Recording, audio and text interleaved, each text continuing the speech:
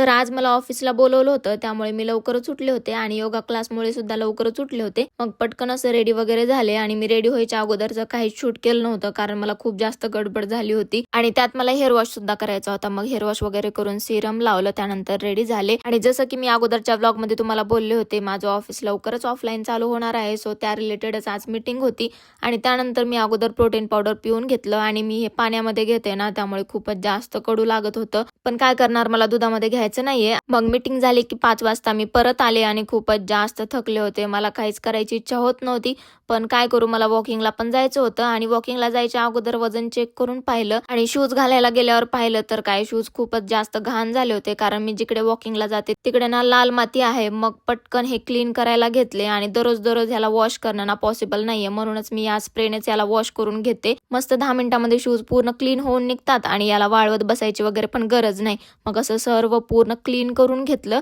आणि या स्प्रेची लिंक पाहिजे असेल तर तुम्ही कमेंट करू शकता. बघू शकताय तुम्ही इकडे फरक किती दिसतोय. त्यानंतर मग दुसरा पण शूज क्लीन केला आणि तो तर खूपच घाण झाला होता, कारण गार्डन मध्ये पाणी वगैरे मारलं होतं आणि माझा पाय त्याच्यात गेला होता. इकडे बघा मस्त असं शूज क्लीन झाले आणि त्यानंतर मग मी वॉकिंगला गेले आणि आज मला 10,000 स्टेप्स पूर्ण करायच्या होत्या, पण तेवढा टाइम नव्हता, म्हणून मी 8,500 स्टेप कंप्लीट करून घरी आले.